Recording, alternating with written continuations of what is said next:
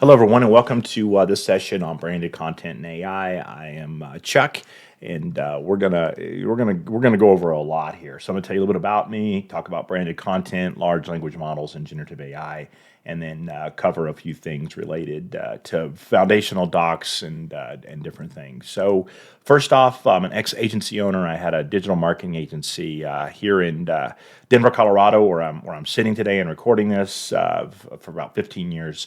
I'm also now a marketing consultant where I work with brands every day, and I've had the benefit and pleasure of working with some really large brands, but my passion and purpose that I find every day is working with young startup entrepreneurial type companies and bringing everything that I've learned from the big brands like Volkswagen, Remax, Vail, Dish, down to the folks that are just trying to make a difference in the world and launch their businesses and build their brands. So I play around with some brands as well. I have a podcast, some training courses, a technology blog, in addition to my consulting. So I kind of walk the talk at the same time that I consult with other people. So AI is another technology wave for me. I know it's very transformational, but so was the internet when it came along, and the Google search algorithms that changed the way that search works. I was big into blockchain and Web3, and now the large language models and generative AI. I'm a technologist at heart. And I like to leverage technology, teach people about it, and help them build their businesses on it. When it comes to AI, a couple key concepts as we move through this. One, AI to me is like having a college level intern that I need to delegate to, and I need to give direction. And AI for me, it's always behind me, meaning that it's helping me do my work. It's doing it faster, quicker, better, maybe with less stress, maybe doing some of the tedious things I don't want to do, but it's behind me to support me. And then I still interact with all of my clients, all of the people that work with me and for me. I interact with them directly. I try not to put AI between me and the other humans, if you will, the actual intelligence that exists out there. Just something to keep in mind when we think about AI. Branded content, it's a whole bunch of things. I divide it into short form and long form content. Usually it's about the length and complexity of the narrative you have to tell. There's examples here of short form content like Google ad headlines and descriptions, maybe a social media post, and then long form content, website pages, thought leadership, blog posts, internal documents, either scripts for video or maybe transcriptions tend to get longer.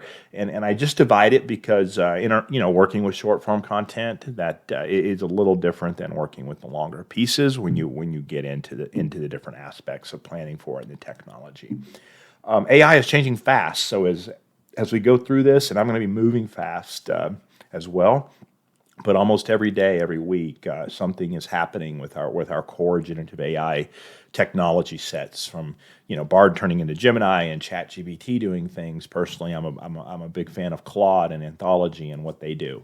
And then third-party tools like I use Jasper and Surfer SEO and Opus Clips and Descript. And these tools they're being developed out at an enterprise level.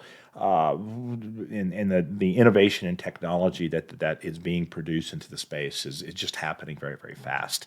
The way that you engineer your prompts. I'm not a super big prompt guy, but the prompts are getting more complicated, and there's more use cases, and there's different things that are going on. And the introduction of memory, and what I'm going to show you today with stacking documents into your memory to get better results is this is changing and will continue to change. But the concept of memory and the memory threads are getting longer, and AI is remembering more, so that you don't have to work so hard. And because of that, it's very important that if you're going to be a brand and you're going to produce branded content, that you build your foundational documents to interact with AI, and it's the first step in doing content marketing or brand marketing or any type of marketing using AI is to build these foundational docs. Who is your audience? What is your brand about? And what are you promising your audience? What are your value props? And how are you going to speak to them? These core foundational documents are important as you interact with AI. So I want to kind of walk you through those, talk to you about them a little bit, and we'll even potentially do some examples before we wrap up here. So let's get started on this and with foundational docs. So before we dive into the foundational docs, I want to show you what the final result looks like. So one of the brands that I have, which is Deciphering Digital, is a podcast. I actually had Luke, who's the host of this event, on, and he talked about Amazon. And so here's a website page with what you could consider probably long form content, video scripts, bios, different type of things. And I used AI to help me put all of this together on the website. I want to just give you an example of what that might look like. So the generative AI that I'm going to use is Claude. I mentioned that earlier that it was my preference over ChatGPT, Gemini, and the such. First thing that I want to show you here that I did is that I am loading foundational documents about deciphering digital core value props, brand promise, persona, brand tone, and voice before I even start prompting. Put the webcast brief with Luke on here. So this would be the beginning, just information about what we covered in the episode and stuff. And I want to act like a podcast marketer, and I'm talking to an intern. I want 1,000-word description for the episode with Luke. That's in the website brief. So I'm kind of referencing the document for the podcast episode. And I want to target it towards Marketing Mindy, who is the persona inside of here that will encourage the viewing and listening of the show. I'll go ahead and hit go, and it will output the information. So, but the key here is that it is doing all of this generative AI with all of the input from the document stacking. So unlock the power of Amazon in your omni-channel strategy. And you can see that it's following tone and voice, the length of content that I'm looking for, the value props that I might have. It takes all of this into account, how I want to decode and decipher advanced techniques to arrive at this description. It's really trying to explain to the persona why they should listen to it and the things that they will learn, because that's I'm trying to take something that is as complicated as the entire Amazon marketplace and what Luke shared in the podcast and really break it down in this description. So it's a long piece of copy, but I know that it match and marries with all of the documentation that I have produced. So this is what it looks like when we're done. Now I want to back up, and I'm going to talk about some of these documents that you can create so that you can better leverage generative AI to produce your content. Okay, so back to the foundational documents, starting with the target audience persona.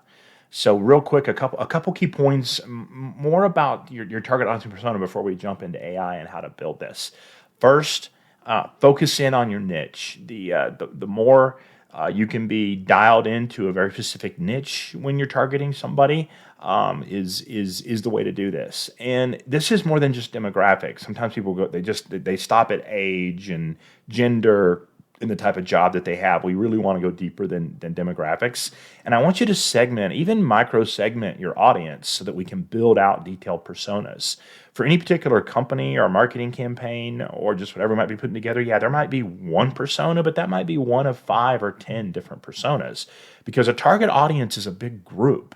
And even inside of that, you can have specific avatars that represent different use cases inside of that target audience that you might have different value props for. So persona is a very, very specific person, and it's also not an ideal client profile. It's not who they work for. This is the person. An ICP or ideal client profile, target audience, these are different things. We want to just focus in on the user, a single persona, and we want to start there with all of our marketing, because it is really what you want. You want more customers. That's what drives more revenue, more sales. That's what generates a lead. That's what has somebody show up and engage with your content, is a person. So we're gonna start here with persona. Persona, we need a little bit of information, and I built a form that collects these responses. And it really is just it can be real basic information, like what is the problem you're trying to solve, what kind of challenges the solution that you provide, just real basic questions. And I take about there's about 15 of these that I collect, and what I do is that I can take these responses that they're emailed after the form is completed, and I can use a prompt to Follow a template that I've designed to just do a real simple persona. So let's go ahead and run this. And you can see that we've got Mindy the marketer here.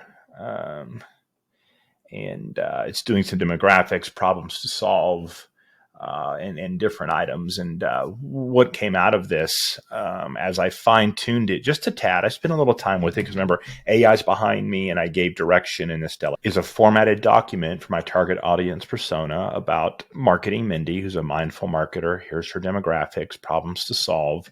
And now I have a foundational doc that talks about why she might decide to interact with the brand, the technology she uses, just real basic. So, but AI was able to help me generate this, and I was able to fine tune it based on it understanding what I'm trying to do with deciphering digital, and then with some of the information that I provided it. So I do have a short course, takes about 30 minutes to kind of work through this with examples, but I want you to see the input and output to kind of wrap your mind around if I can help AI understand what I'm trying to do and I give it information, it can help me produce a persona avatar that I then can turn around and use as a baseline foundational document to make sure that all of my copy and everything that I'm doing is targeted towards that user.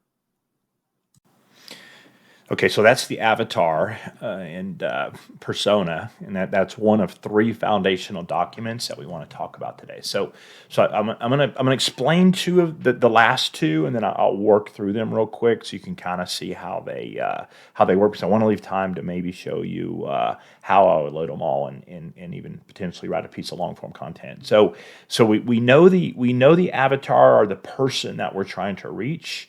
Now we need to think about what is the promise we're making that person? And by that, I mean, like, what do they hope to get out of this? What is the outcome? So if someone listens to Deciphering Digital, what is it that I'm promising them? Which is they're going to better understand a digital marketing concept, like in this case, how Amazon Marketplace works. And inside of your brand promise, you also talk about value props, because you need to message your brand promise in a way that your audience can hear it and understand how it's different than other options that they might have. And this helps you articulate your brand promise. There's a real simple template that I use, and I'll show it to you, as we work through it. But how does Deciphering Digital help Marketing Mindy do this by doing that? And I'm going to walk you through so that you could potentially use AI and use some of the prompts that I'll share with you to build your first brand promise. And in all of this, we don't need it to be perfect. We need it to be accurate. And if I had to give it a percentage or a grade, it needs to be 80% built out. It needs to be maybe a B. You'll fine tune this over time. The key is to get it in place so that you can start interacting and learning and developing out your foundational docs for the additional content that you're going to produce. You can always come back and fine tune it or develop variations of it. And then the last document that we need is what I call tone and voice. So when you do creative or things like a website, you have colors, you have a brand book, you have something for visual identity. This is the same thing, but for content. It's how you talk about what you do. It's talking in the language of the persona. It's positioning your promise. It says, "Hey, I want to say it this way." Your brand tone, and then how you speak, whether it be casual, professional, sarcastic, dry humor, whatever these things are, you want to make sure that you identify them so that it gives a personality to your content that lines up both with your brand, but also with your audience. You can always ask yourself, just like you would with a piece of creative and how it looks, you'd always say, hey, does this sound on brand? Does this read on brand? And to know that, you have to have some tone and voice guidelines. So now that we have the target audience done, we're going to bounce through brand promise and then brand tone and voice to arrive at these documents. So first off, we are flying through concepts, guys. This is about 3 hours of content that I'm jamming into about 20 minutes. So if I've lost you, that's okay. Don't sweat the details. think through the concepts here, and this is a recording, so you can go back and watch it as many times as you want. But what we're going to move into now is a brand promise, and there's a very definitive way that I build this, and it's a little backwards. We don't start with the brand promise. We actually start with what I'm going to call key benefits. So what I want to do is all the information, all these documents are still in my stream, but if I was starting from scratch, I would load any documents that I have. And the prompt that I want to do is I want to identify specific benefits that I'm going to solve for the persona's problem.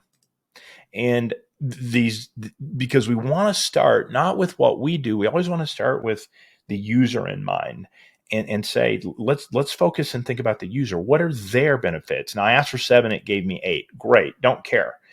But these are 8 ways that I'm solving Mighty Mindy's or Marketing Mindy's problems. I'm simplifying complexity. I'm giving her actionable strategies. She can learn anytime, anywhere. She stays current because I'm bringing on the best guest.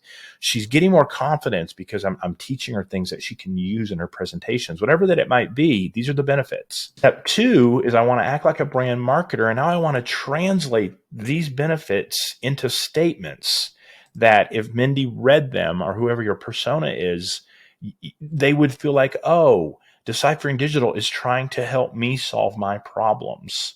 So I'm going to speak her language, and my core value prop or a message that I put out there is I don't overcomplicate things. I break them down. I'm fast tracking Mindy. I'm tuned into her busy lifestyle. These are I'm now putting together short sentences that will be messages to say, okay, this is how I would say things so that Marketing Mindy feels heard and that what I'm saying resonates with her. These are called value props. So I went from benefits to value props or statements that I can say. And then I'm going to wrap all that together into a brand promise. And here's my brand promise prompt using helps X do Y by doing Z, like we talked about. It's going to take all of the benefits, value props, what it knows about Mindy, what it knows about Deciphering Digital, and it's going to say, here is the brand promise as I see it based on all this information. So Deciphering Digital helps marketing professionals like Mighty Mindy master complex digital strategies by transforming intricate concepts into simplified, actionable content that keeps up with the pace of change and helps marketers gain clarity and confidence needed to stay competitive. Not bad. I need to work with this a little bit, but it's getting the point. And let me show you after refinement and as I work through this a little slower, where I actually land. You can see that the brand promise, the problems that I'm solving, and my core value props are very much in line with what you just saw being output by Claude. I did need to work the brand promise out of all of these. You would probably take the brand promise and either for yourself or for other folks that are involved with the brand or the business, you would probably almost rewrite it, but you at least know you're in the ballpark and you have a format and length. And the key here is this isn't going to be something that you give a sales team or you put on your website. It's here to be a foundational document so that as we move forward and Claude or other generative AI large language models produce content for you, it always references now your target audience and your core value props and your brand promise to that target audience. It knows what you're trying to do so that it can make the copy and the content that it produces more relevant and more on brand for the items you're trying to communicate in your marketing. Let me show you quickly what a brand tone and voice document looks like. You can see that voice is everywhere. I want to be a wise mentor that balances professional expertise with a friendly voice that resonates, offering insights. I want to be forward thinking, have clarity, accessibility. But my tone, the way that I go about saying is I want to balance between being informative, but also being both substantial and accessible. Like, can I really do this? And I use a little, the way that this ends up working is it's what it is and what it's not. So friendly, but not too casual, clear, but not too simplistic, innovative, but I think I can get there. Empowering, but not too much. Inspiring, but not unrealistic. So this what it is, but not can become a way of informing AI how to write. Now, how do we understand this? It's really a game of word selection. So what I have is I have a couple different another form. So I can do it through pictures, like is your brand very casual, all business? So, I would say I'm probably biz cash, but I also have words that I ask people. So I'm looking for excellence, quality, wisdom, flexibility, imagination, discovery, creativity. By selecting these words that I think represent the brand, and these are grouped together so that you'll kind of see that they're themed. I'm able to use these different words and put them into a prompt. I just realized I don't have that prompt handy, so I'm going to go into my course and look for the prompt here. And second, as I find it. Okay, I found it. So I want to create a brand voice based on the keywords, but also what I'm going to do is I want to feed AI some things that I've wrote so that it can analyze it. And this is a common technique across a lot of the tools that try to detect writing styles.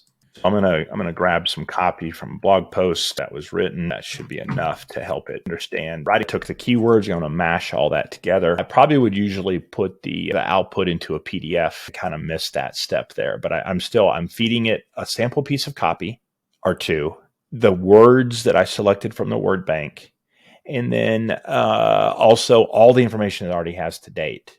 So you can see that it did brand voice, brand tone, what it is and what it is not. Just like I showed you a minute ago. Basically, now what I have, or I've been able to kind of illustrate to you, I have my 3 core foundational documents. And now I'm going to show you as we wrap up what I will do with those. Okay, and as promised, now that I have these 3 documents, I'm gonna show you how it actually produced long form content. But I'm jumping ahead just to show you how to put this into play later when you have it. So let's start with some document loading first. And what I want to do is I want to actually write a blog post about the episode that I showed you for Deciphering Digital. And I've got a little bit of an outline that I have here. So I'm gonna go ahead and load that. I also have an SEO report that tells me all of the keywords that I want to use there. So both of those things are advanced topics that I cover, but just assume that I know what it is that I want to write about. And then to have it rank in Google, I also know the keywords that Google's machine learning, natural language processing is going to be looking for in the content. So I have those 2 inputs, as well as everything that's already been loaded about Deciphering Digital and even the webcast brief through the threaded memory. So, and then I have my prompt loaded that I want to blog post, and I'm going for some links here, 3,000. But the first thing that I want to do is I want to just get a comprehensive outline. That way, when I later go to write the blog post, the outline is the most important thing to start with. So let me just start there. I don't know that in this demonstration I'll walk you all the way through how to produce the blog copy, but you can kind of see how now I am moving to a next step, and I've used everything, all of my foundational documents, plus a little bit some conceptual ideas that I want to cover. And then I'm using that to do an outline. Now, I could take the outline and give it to a writer, but I know what I'm going to do is I'm going to turn around and give the outline to AI. I probably would also give it a transcript of the webcast recording so that it can call out quotes that maybe Luke did, or I might even try to tie the video clips together.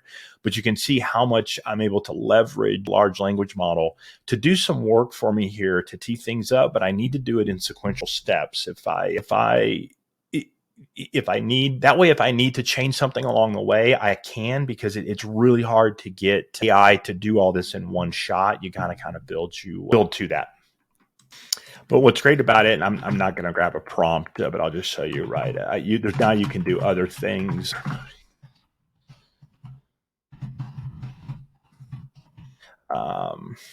You can then get all kinds of requests kind of going at Claude, because now you have all this foundational work in place. You even have specific information about the piece that you're working on, and you can just do all kinds of things. Again, you're delegating, yes, but you're providing direction. And I have a prompt that talks about where I want emojis placed and how to wrap it up, and slang that I might use. again and again. But here's a LinkedIn post that I can use as base copy, and I can start to edit it. I'd probably move the emojis over in front of the bullets, but you can see how now I went from this is who I'm targeting, this is my brand promise, into a specific episode where I have the video clip from Luke with transcription and a blog post, and I want to write the blog post, and I want to go to LinkedIn and tell people about it, or I could do something on Facebook or IG if I chose, and the AI is going to have enough context about LinkedIn and other platforms, or an email that I might write, as long as it has the custom information to make it very, very specific to deciphering digital, I can match this together. And of course, this is all going to change, but foundationally, you have billions and billions and billions of words in the large language model, and it's getting smarter and smarter at generating, but you have to give it the custom information. You have to give it this branded content to point it in the right direction. It doesn't have to be perfect, because it's still going to interpret it and do different things. But you have to give it very specific and accurate information so that you're always on brand, and that it doesn't sound so robotic, and that it has a personality. And again, all of this is base copy. I would take what it gives me, and I would probably spend another 5 or 10 minutes with that LinkedIn post before I ever put it up. But you can see how now the 5 or 10 minutes I spend is in fine tuning the base copy, as opposed to starting with a blank slate and trying to figure out the hook and the subject and how am I going to bullet this. Like it gives me a really nice starting point. So that's going to wrap things up. We're going to jump into QA, and I'll try to also put all this together so that it can be made available for you as resources, including the prompts and some different things. And of course, the courses that I'm putting together, all of this is spelled out in detail, and I kind of walk you through it a lot slower. In the first course that I put together at Tidal Wave Content, follow Tidal Wave Content on LinkedIn or check out the website. We'll be having a lot of items that come out that'll be available, and also there's some memberships, and I'll talk to Luke about what I might be able to follow up with you guys on. But let's jump into QA now, and I'm not sure how we'll transition this, but I'm all wrapped up.